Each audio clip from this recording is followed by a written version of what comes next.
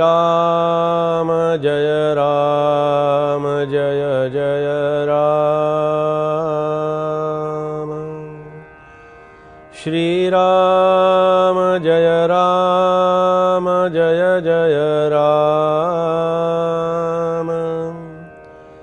श्री राम जय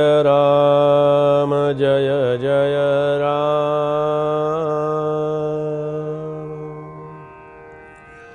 श्री राम समर्थ श्री राम। कवी व्युत्पन्नाची योग्यता, कवी सामर्थ्यवंतांची सत्ता, कवी विचक्षणाची कुशलता, नाना प्रकारे श्रीराम।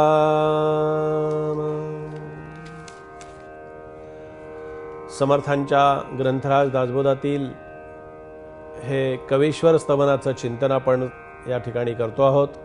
हे कवीश्वर चिंतनाचं चिंतन करत असताना किंवा त्याचं श्रवण करत असताना हा कवीश्वर चिंतनाचा समास जो आहे, हा कवीश्वर चिंतनाचा समास आपण आपल्या जीवनामध्ये, आपण आपल्या स्वतःच्या आचरणामध्ये कसा बसवू शकतो।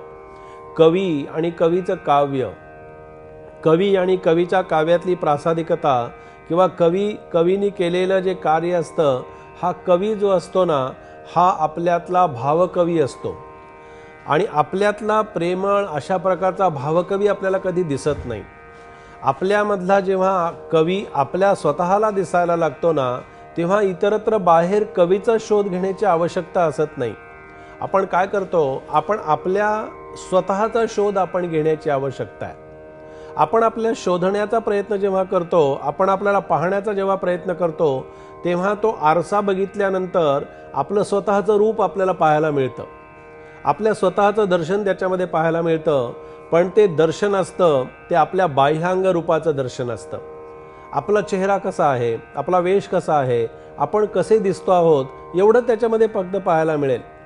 फक्त कवी असं सांगता आहेत किंवा समर्थही आपल्याला उपदेश करता आहेत की नुसतं बाह्यांग आणि बाह्य रूप बघू नकोस, तर तू तुझ्या स्वतःतलं आतमधलं सामर्थ्य एकदा पहा। मुद्दाम आपल्याला चिंतन अशासाठी ठेवावंसं वाटतं की हे चिंतन आपण मुलांसाठी कशा प्रकाराने उपयोगात आणू शकतो।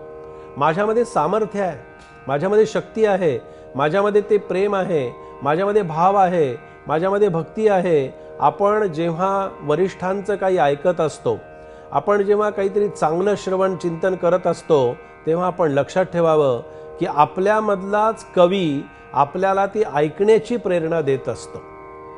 आपल्यामधलंच प्रेम ते आपल्याला पाहण्याची कला देत असतं।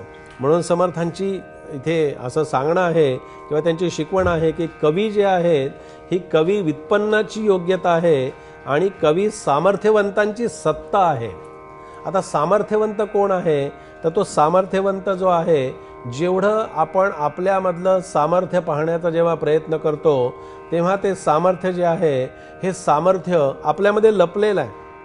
नेहमी आपण लक्षात ठेवावं की अज्ञानी माणूस, अविचारी माणूस काय करतो, आपण पाहतो की काही काही मुलं सुद्धा एक वेगळ्या विचारांच्या मध्ये जातात, वेगळ्या विश्वामध्ये जात असतात।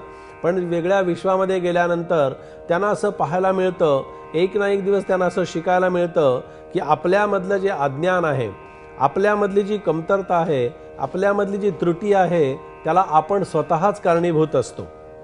आपण जर स्वतः ते चिंतन चांगलं केलं, आपण जर स्वतः चांगला अभ्यास केला, आपण जर आपली दिनचर्या नियमित ठेवली आणि सुंदर जर चांगल्या प्रकाराने आपण राहण्याचा प्रयत्न केला, तर नक्की आपल्यातल्या चांगल्या स्वभावाचं दर्शन आपल्याला घडत असतं। आपला स्वभाव चांगला आहे, आपल्यामध्ये ते प्रेम आहे, आपल्यामध्ये ती शक्ती आहे आणि ती शक्ती फक्त आपल्याला बाहेर आपल्या कार्यामध्ये उपयोगामध्ये आणायची आहे। आपण ती शक्ती जी आहे, ती शक्ती खूप मर्यादित वापरतो। स्वामी विवेकानंद नेहमी म्हणत असत की माणसामध्ये असणाऱ्या शक्तीचं माणसाला कधी म्हणजे त्याच्या लक्षातही आलेलं नाही की माझ्याजवळ एवढी शक्ती आहे। मारुतरायांच्या मध्ये जी शक्ती होती, ही मारुतरायांच्या मध्ये शक्ती केवढी उड्डाण करण्याची शक्ती होती। मारुतरायांना मनोजय नावाची सिद्धी प्राप्त झालेली आहे। आणि रामाच्या कृपेनं, रामाच्या आशीर्वादानं, रामाच्या प्रेरणेनं आणि रामकृपेच्या दर्शनानं मारुतरायांना ही जी प्रेरणा शक्ती जी त्यांच्यामध्ये मिळालेली आहे, मनोजय नावाची सिद्धी आहे. आणि ही मनोजय नावाची सिद्धी ही समर्थांनाही प्राप्त होती. आपल्या मुलांसाठी मुद्दाम एक छोटीशी कथा सांगतो की ही मनोजय नावाची शक्ती काय असते या विषयाच्या अनुषंगानं सांगतो की सामर्थ्य आपल्यामध्ये आहे, ती शक्तीमध्ये आपल्यामध्ये आहे. आपल्यामध्ये पण ती मनोजय नावाची शक्ती आहे.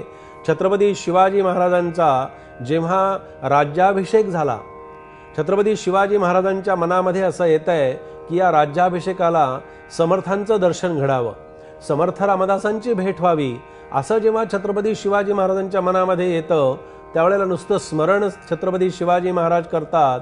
आणि चिंतन केल्याबरोबर, स्मरण केल्याबरोबर आपल्याला असं कदाचित काहीतरी चमत्कार वाटेल, पण तो चमत्कार नाही, हे प्रत्यक्ष घडलेलं आहे. छत्रपती शिवाजी महाराजांच्या राज्याभिषेकाच्या वेळेला समर्थांनी मनोजय नावाच्या सिद्धीचा उपयोग करून स्वतः समर्थ हे रायगडावरती छत्रपती शिवाजी महाराजांच्या राज्याभिषेकाच्या दिवशी छत्रपती शिवाजी महाराजांना तिथे जाऊन आशीर्वाद देत आहेत. हे का सांगितलं तर आपल्यामध्ये ते सामर्थ्य आहे, आपल्यामध्ये ती शक्ती आहे, पण आपल्याला त्या शक्तीचं विस्मरण झालंय.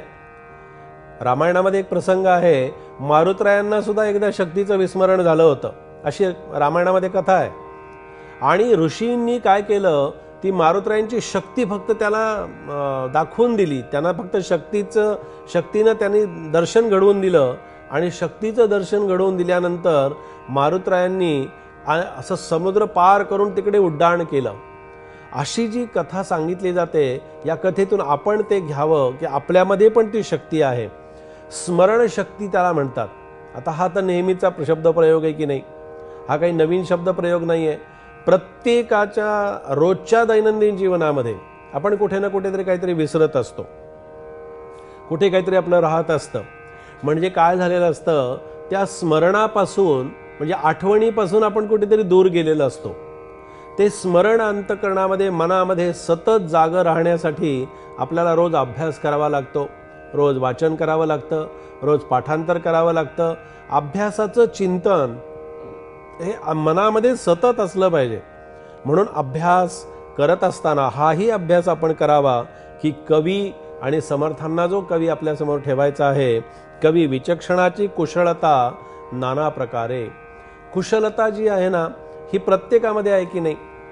प्रत्येक जण सुंदर अशा प्रकारची कुशलता बाळगून असतो, त्याच्याजवळ ती असते सुद्धा. फक्त त्या कुशलतेचं त्याला स्मरण नसतं, माहिती नसते, आणि ती कुशलतेपासून तो कुठेतरी दूर गेलेला असतो.